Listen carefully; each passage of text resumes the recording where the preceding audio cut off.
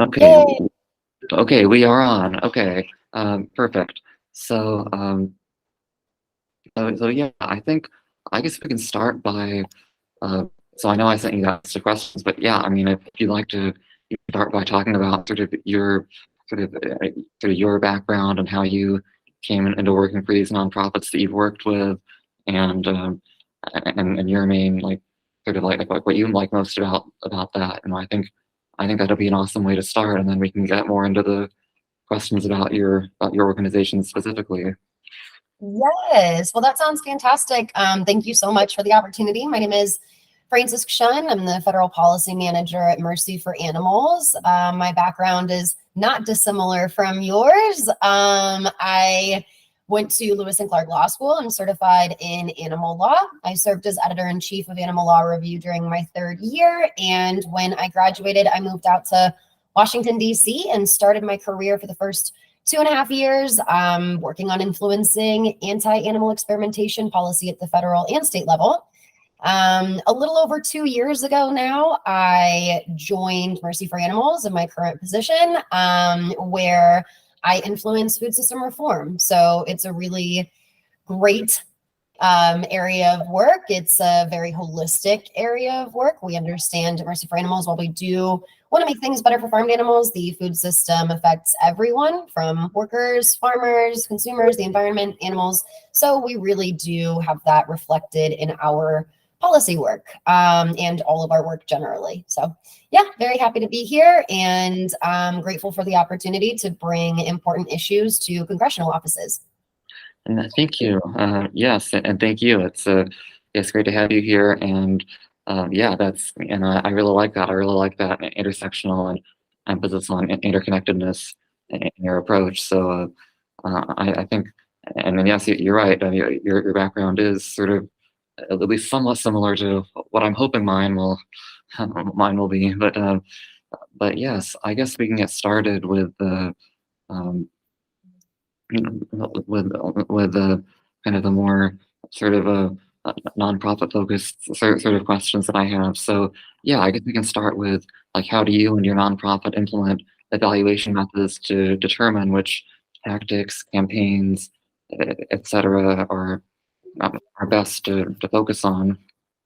Yeah, I think that's a really interesting question. And you're going to certainly get a perspective from the government affairs and public policy team versus probably a larger team wide perspective on a lot of these questions. But we really do a lot of, we follow metrics. We look at when, for example, if we put something on our social media page asking our supporters to reach out to their members of Congress, we have a lot of systems in place where we can track all of that. So we can see how many of our supporters reached out to their members of Congress, for example, about the Industrial Agriculture Accountability Act, or whether we are having them reach out about military procurement, bringing plant-based options to military personnel. Really, we can look at different engagements. We can see how many volunteers we're building up. We can see we have different hubs for our organizing team where they're working in specific places and engaging volunteers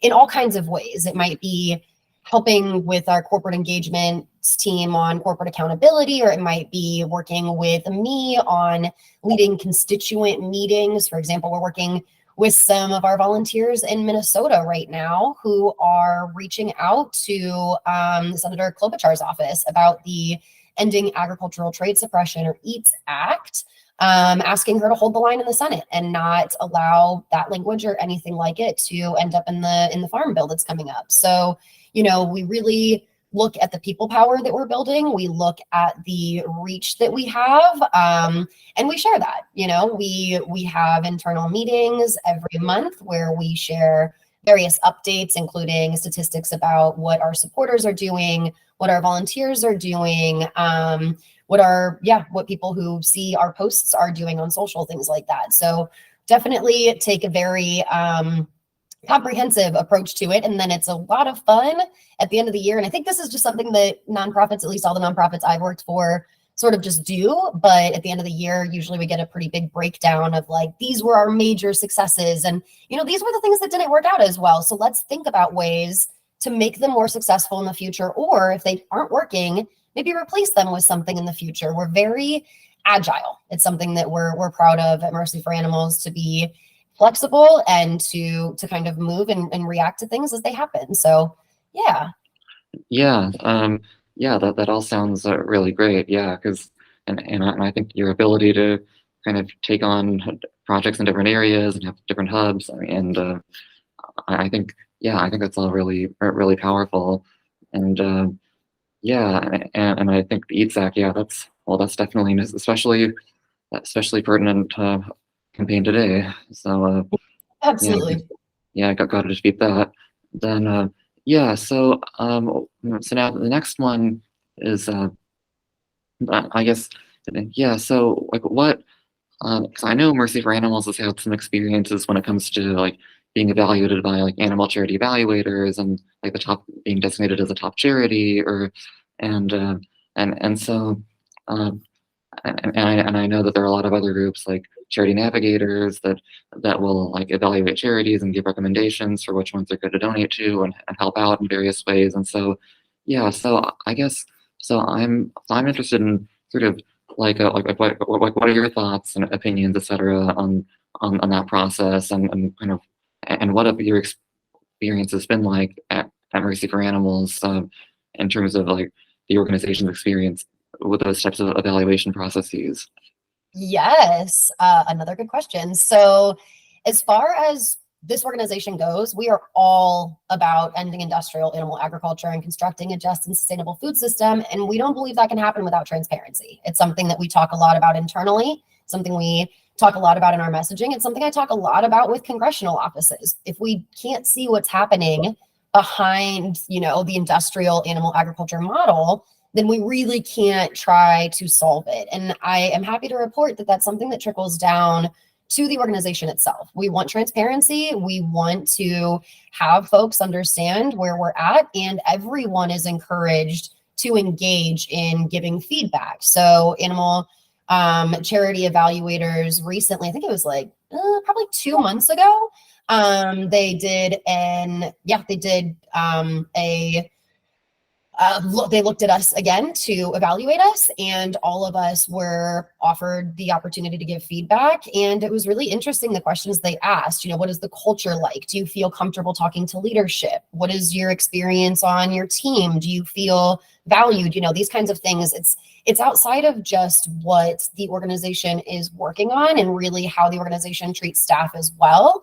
And it was really awesome to see Mercy for Animals encourage every single one of us to take this and give honest feedback. It was nice, obviously we're going for the highest rating that we can get, but it was also an opportunity where you could just give whatever feedback you wanted to on the organization. So I think it's really important that we we're supported by our leadership team and by our various managers and such to get involved and to give feedback. But we very much believe in transparency, and we certainly believe in being evaluated as a charity. And that's great. Yeah, and I think transparency is very important from both sides. I mean, both from the organization side and the consumer side, and like everyone's side's really, and for your organization to encourage you to do that. I think that in a way really speaks to that, like that culture that, or at least I would hope that it would speak to that culture that ACE would be going for. Oh yeah, for those who don't know, ACE is the acronym for Animal Charity Evaluators, and I think that's and so so yeah, that's all really great to hear. And yeah, and so another one sort of along those lines. So I know that there are some groups and some activists who sort of focus more on a model of like doing the most net good, sort of doing like sort of how many animals can we save, like in terms of more like straight numbers, like the more kind of utilitarian philosophy. And then there's some that have more of a focus on sort of like intersectionality and inclusivity in terms of making sure that in promoting what we promote, we do so in the most inclusive and intersectional manner. And I think that oftentimes what I see is there's sort of a dichotomy, and I don't know if this dichotomy really needs to exist or not, but it's something that I definitely see, and so I'm just sort of curious, sort of Like, if you have thoughts on that, or if your organization has experienced sort of questions like that, or whether you think this dichotomy exists, or and sort of and how you and your organization might respond to questions like sort of how can we kind of promote the greatest good and also do it in an intersectional and inclusive manner, like whether it's having everyone do work in ways that might work best for them, or something else. Yes, I do believe that this dichotomy exists, and I'm really grateful that you are, engaging on this conversation. It's something that we talk about a lot internally. And I think that I have teammates on sort of potentially both sides, but I think also we understand that we should be trying to do both, right? So, for example, Mercy for Animals is one of the largest organizations working only on farmed animal issues, and we have a really particular interest and focus on broiler chickens, because broiler chickens, that's an area where there are just so many, right? That is an area where it's affecting a lot of different animals. It's affecting just a lot of different people. And so that's something that we absolutely focus on as far as trying to do just the most amount of good. However, we also understand that people work and show up in different ways. And so that's absolutely built into our work. It's built into the culture in the organization. It's also, I think that this is related. MFA has a self-care and professional development fund for each staff member. So if you want to professionally develop in a way that's not necessarily in your role or that is in your role and would further it, or if you want to use that fund for self-care, and really whatever you define self-care as is what MFA will support. You get $500 a year where you just get to spend it on what falls into those categories. For example, I sometimes like to get pedicures with mine. It's really nice. It's a way that the organization gives back to staff. We also have staff appreciation days. We are implementing a 4-day work week. Every month we get 1 week where it's a 4-day work week. We get a Friday, the second Friday of the month off. So I really think that we try to make the most effective change for the most amount of animals, and then also show up however we do.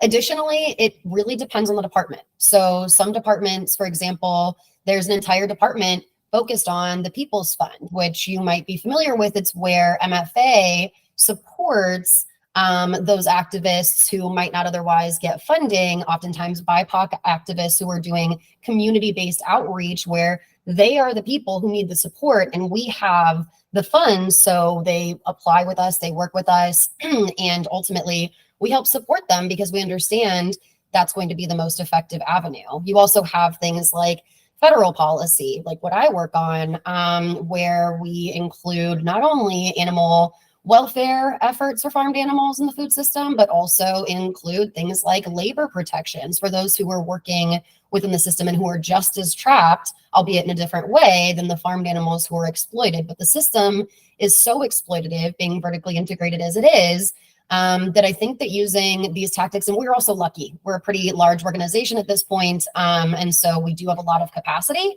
So we engage on essentially everything we can think of. We also do a lot of collaborative thinking and brainstorming. We'll get different departments together and all chat through different questions and sort of come up with plans based on that. And it's everybody contributing to sort of where we're moving within the organization. So I do think that it exists. I also think that it's something that it doesn't have to be negative. I think you can certainly do both things. And so, yeah, we try to do the most amount of good as possible. And we also understand that we might not always be the best ones to be doing the work. And so supporting others in their work is something that is integral to our organization. Right. Yeah, definitely. A lot of great points. And yeah, for those who may not know, broiler chickens are chickens who are raised for meat. And so, and actually that reminds me a lot of, I remember, I think some organizations a few years ago were involved in the 88% campaign, because I don't know what the number is now, but I think as of a few years ago, it was like 88% of land animals raised for food in the US were broiler chickens. And I think an additional like 6% or something were chickens raised for eggs. And so that is definitely an area that it's often been neglected, along with like sea life. I mean, I think those, there is a certain I guess there's a certain human psychology that it's like land animals, like cows and pigs. I mean, those. I mean, not to say that they're not abused too, because they absolutely are. But there's a certain kind of sort of additional challenge that goes with sort of sort of getting the human public to sort of sort of to advocate more for like birds and sea life. I think so. I think that yeah, that's very true about that being a way to really make more difference. And I think that and it's really cool to hear about like the People's Fund and because I've heard of it, but I didn't really know much about it. So that's I think that's really cool to get underrepresented groups, whether it's like of color or like gender minorities or LGBTQ groups or people with disabilities. I think that yeah, I think that that's definitely something that gives me a lot of hope. And yeah, and I think that work-life balance, you know, that's important because I think that having not like having like 40 works. I think there's, I mean, I think there's been a lot of scientific evidence that's you know, that's shown that can be really beneficial, and I think it just kind of goes back to what you were saying really about staff members feeling valued. I think that really helps, like when it comes to like the longevity of the movement, and also it's a good practice in itself, like from a like a workers' rights standpoint. Um, Yeah. and of course, along with all the other intersections, like with workers' rights and environmental and consumer health sides to animal agriculture. Um, Yeah. Also, we have a transformation project too, where we work with contract farmers who are part of CAFOs or factory farming, so concentrated animal feeding operations or factory farms. And oftentimes these folks don't really want to be doing this farming. It's difficult. Poultry farming, modern poultry farming is really just cleaning up dead birds. They don't have autonomy. They don't own everything that they're using. You know, they're losing money every month. And so we've established a project where we help by being the ones working with academic universities or working with technical assistants to help them transition their existing infrastructure of their CAFOs to specialty crop production instead. The Transformation Project very much supports farmers who wish to leave the industrial agriculture model and transition to something that's more climate smart, you know, something that's better for the actual people who own the farms, and better for animals ultimately too. And then they get to sell it locally. So, you know, having some competition for local growers and getting food that's local to people is something that I think we can all be pretty happy about. exactly. Yeah, it's a very win-win situation when people who would rather be doing something else yeah, are able to. And I think that there have been stories about people who switch from like animal farming to vegetable farming, and so it's all really wonderful. And then another sort of potential dichotomy that sometimes comes up, which again, I don't know how much this needs to be a dichotomy or a distinction, is like animal rights versus animal welfare. And how so? And so I, how do you and your group feel about this and tend to deal with that sort of those sorts of questions? So this is a big one. This is one that I have run up against in my career quite a bit. And different organizations have very different stances. And it actually sometimes makes coalition building. We're working on the same issue, even between organizations who you think would be aligned. Sometimes it's where we break because for Mercy for Animals, for example, we are on a mission to end industrial animal agriculture. That is our mission. We want to end factory farming. And so we are much more on the right side of that dichotomy. However, we also understand that while animals are in the food system, they should be raised in potentially better ways. So for example, our corporate engagement team works a lot on talking to corporations about their progress and implementation of the Better Chicken Commitment, or the BCC. And the BCC is really calling for better methods of slaughter, just higher welfare so the birds and the workers don't suffer as much. They're looking at more enrichment for chickens when they're being raised, raised beds, having more space, that kind of thing. It's really looking toward how to make the system a little bit better for folks who are already trapped within it. And that's certainly something that I work on the federal level as well, as far as the Industrial Agriculture Accountability Act goes, the IAA. This legislation is calling for transparency and accountability and shifting the responsibility of solving the deep-seated inherent cruelty within the system on the corporations who created the system and benefit from it at everyone else's expense. And so if you read that legislation, you'll see, suggestions for higher welfare slaughter, for example, live shackle slaughter, and instead transition to something like controlled atmosphere stunning, where it's just, there are a lot of positive benefits of it, even though we're on a mission ultimately to end factory farming. So I've seen this come up quite a bit in my career, and I've always fallen more on the right side of it. So I'm lucky that I've worked for organizations that are more focused on abolition of these terrible systems, and that's really fantastic. But also, welfare is something that, if we're not going to end industrial animal agriculture tomorrow, then we could at least have some efforts going to make it that much better for those who are trapped within it. And again, that trickles all the way from the animals, the workers, the farmers. Farmers, for example, they should be able to leave a contract and do a different type of farming if they want to. That's transformation. The workers shouldn't have to slaughter birds in the dark because they're afraid and the dim lighting is going to keep the birds calm. No, if you're taking a bird and hanging it upside down, right, hanging them upside down, and they can't breathe and they're shackled from their legs, they're going to be flapping, they're going to be scared regardless, but that makes the workers have to do it in the dark, versus controlled atmosphere stunning, which allows for lights because the birds are already unconscious by the time they're shackled. So yeah, it's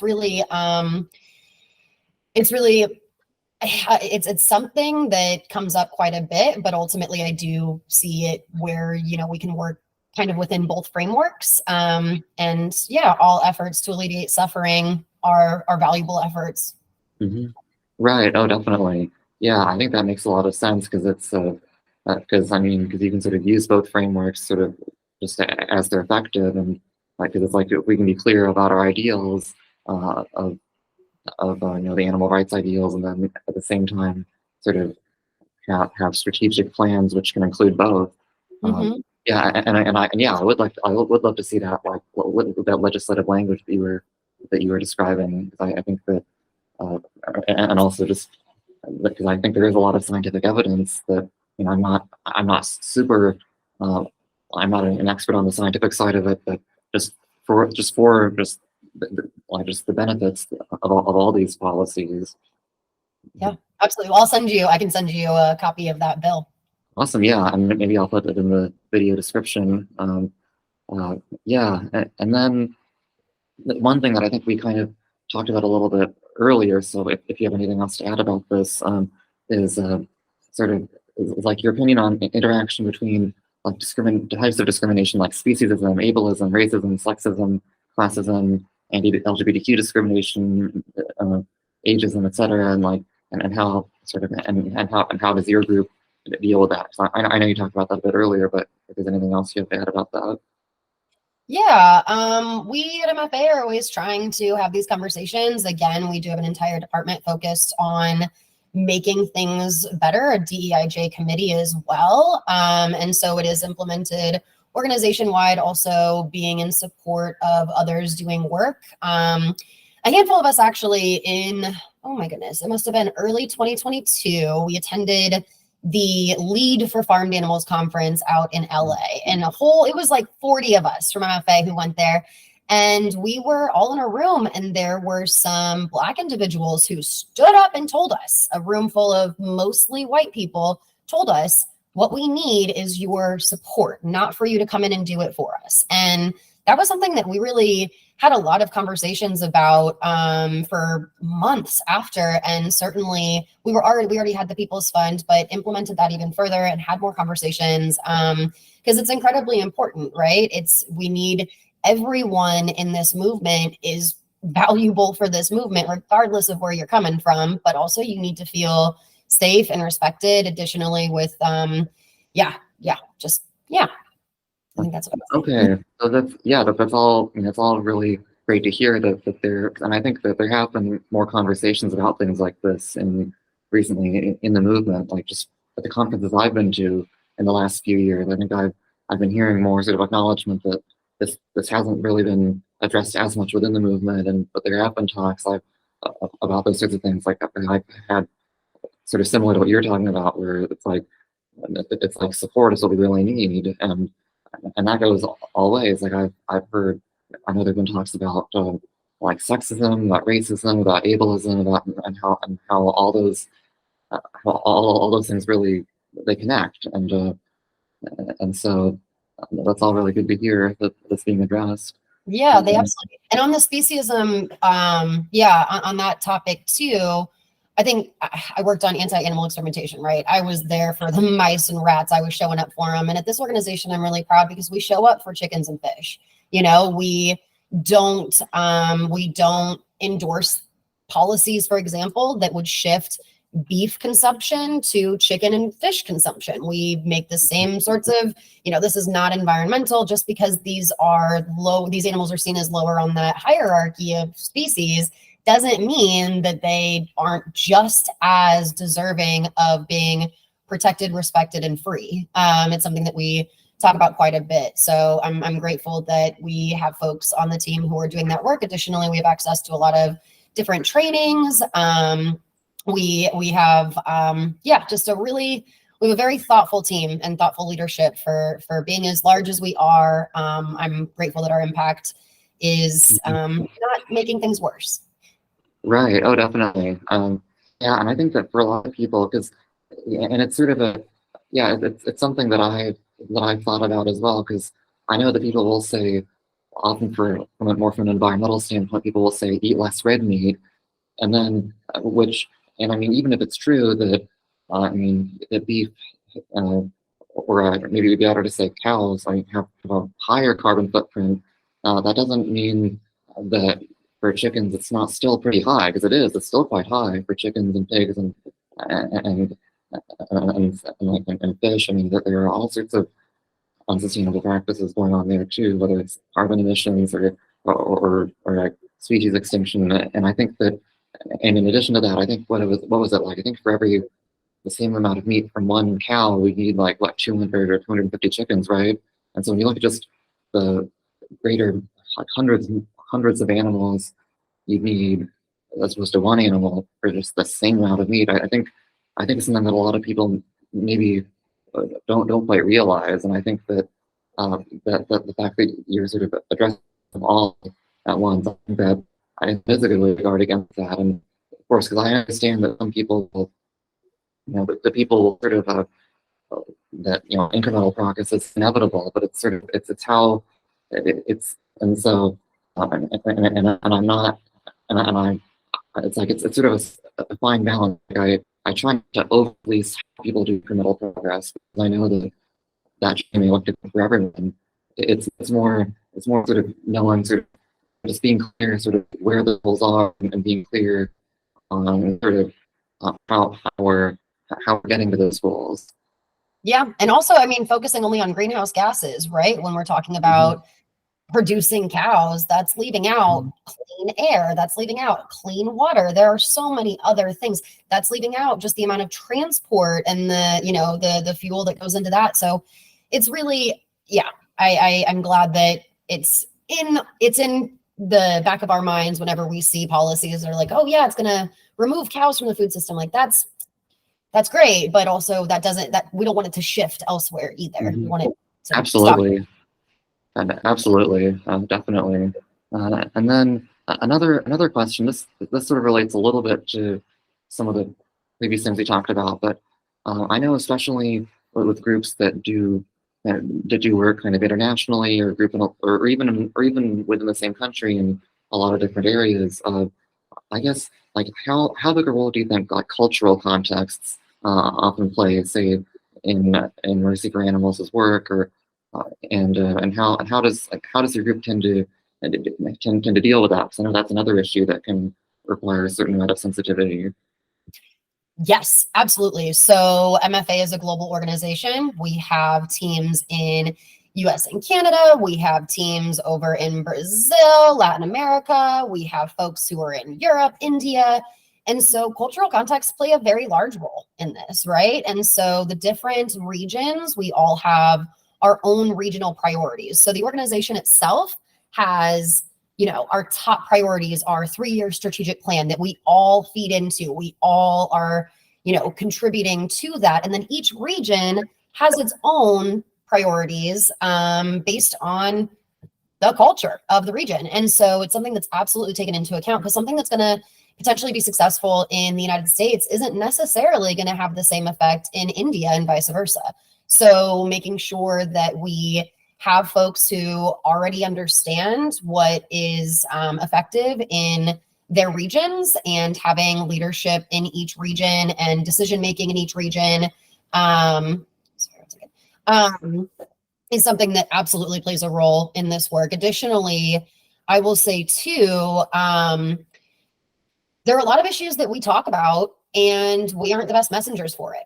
And so specifically in work that I do, for example, I am a federal lobbyist. I talk to congressional offices about issues that farmers face, that workers face, you know, that undercover investigators can point to and footage shows, you know, and oftentimes I'm not the best messenger. I'm not going to be as effective as a BIPOC farmer who's experienced discrimination in North Carolina for the past 30, 40 years in their farm. Therefore, I'm really grateful that I have the opportunities to conduct and facilitate fly-ins. So a fly-in to DC is bringing stakeholders from different places in the United States, bringing them to DC, and then me getting them to the meetings and sitting back, introducing them and having them tell their own stories. I've seen some activists who do things a little differently, and you might see very white folks talking about the marginalization of workers and farmers. And while that's super important for these offices to hear, you really have to take into account who your messengers are. And if you're not the one who's going to be the one who needs to talk about it, then facilitating that if you have the resources and allowing folks to share their own stories and their own perspectives is something that I value quite a bit, and I've found to be an incredibly effective model in advocacy generally, and also in supporting and showing solidarity with these folks who are in the system. I'm outside of the system, right? And so bringing folks who are actually experiencing it, this is their lives. They're poultry farmers every single day. They go out and clean dead birds. They live in Georgia, you know, they live in Iowa. That's who should be sharing messages when it's possible. So right. Yeah, that's yeah, those are all really good and very important points to consider. And I think that yeah, because it's true that that like what's most effective, whether it's about the cultural context or just the perspectives. I think there is a certain amount of kind of giving up our power that I think especially as activists it can be a little bit hard to do sometimes, because it's I think because the whole reason we're activists is that that we're passionate about something and that we have some really strong ideas about about how about what we think would be best, and sometimes it can it does take a certain level of sort of acknowledgement that it's like that no one has all the answers, and that those who experience oppression of a certain type and just sort of back to I think your point about that people need support. I think that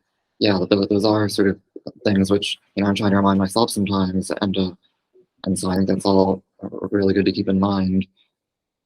And sort of along those lines, to some extent, I guess, I know that another debate that I've seen come up in the animal rights movement is about comparing animal rights and human rights movements to each other, because some people think it's more helpful to do that, and some people think it's more harmful to do that. And so I would just like to ask, like, do you think it's often more helpful or harmful, and does your group take positions on whether that's more helpful or harmful? So I'm not sure comparing is probably helpful. I don't know if comparing, I think learning from and developing based on what we learn. Actually, I'm currently reading this book. It's called This Is an Uprising, and it's all about social justice movements for human rights, looking at Gandhi in India and the Salt March, and comparing that to what happened.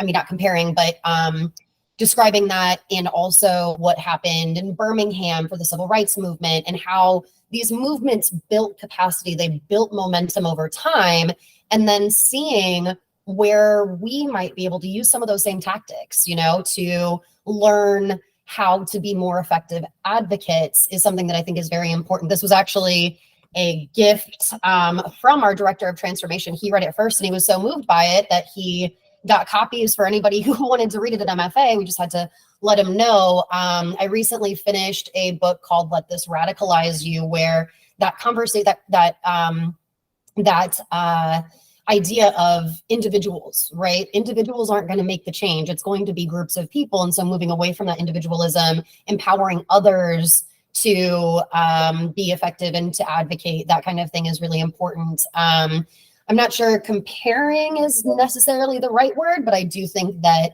looking back and learning from other movements is really important. In my personal time, I've been reading a lot about Palestine. I've been reading quite a bit about it, and I'm actually about to finish. I think I have only a few pages left of Freedom is a Constant Struggle by Angela Davis. And that entire story is looking at, not story, but collection of essays and speeches and interviews and things, is looking at how we can draw on past movements for social justice and incorporate those, what worked, what didn't work, into future movements. And I think that's really important. I think that looking at how apartheid was ended in South Africa is going to be an important piece of information for what could potentially happen in the future in areas of conflict now. And so I think that if we don't learn from information that is there and is put together so much more eloquently than I think I will ever speak or write, is something that just is, it's something that I think is really important. I don't know if I've seen comparisons go pretty badly. I don't think that that's always the most effective, but I do think that drawing on places that we can learn and be more effective is important. Right.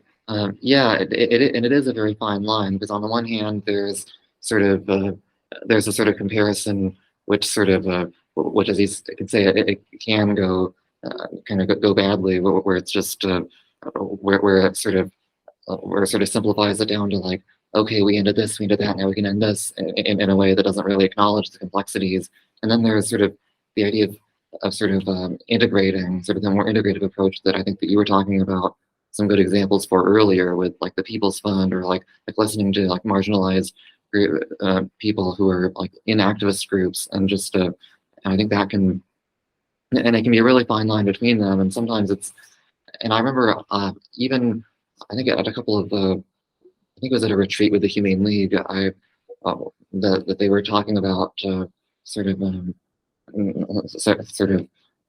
like the way that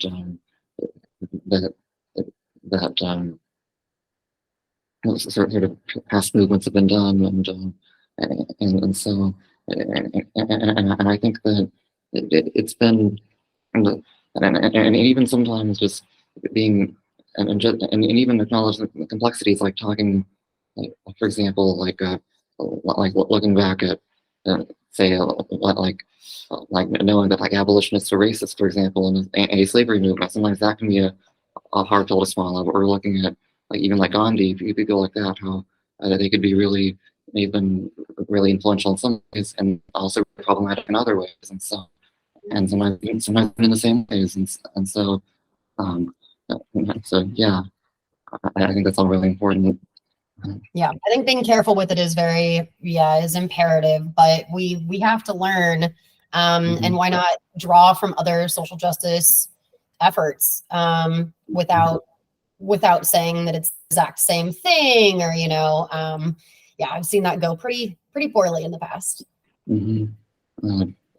Yeah, definitely. Well, that brings me to the end of my questions that I had written down. Is there anything else that you would like to add that I didn't touch on that you think might have been good to touch on? Just that it's really important.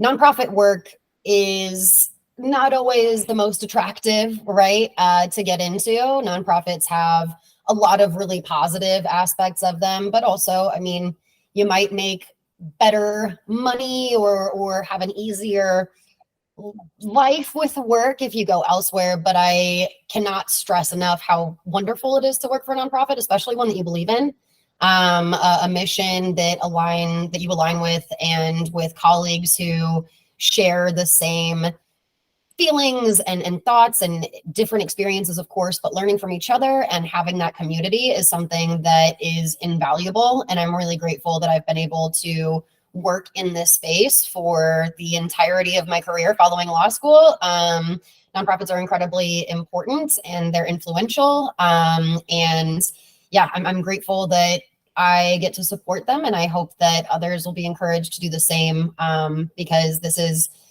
it's the time for change is now, and it's only going to happen if we all collectively work on it in whatever capacities we have. So if there are opportunities to join nonprofits, I will always plug a good nonprofit. So yeah. Mhm. That's great. Yes, that is very important. And anyway, well, thank you. It's been really great to hear your perspectives on all of this. Appreciate your time, and yeah, I guess I'll um, I guess and yeah, I will put those links in the description below. Awesome. Well, thank you so much. This was fun. Uh, well, thank you. Okay.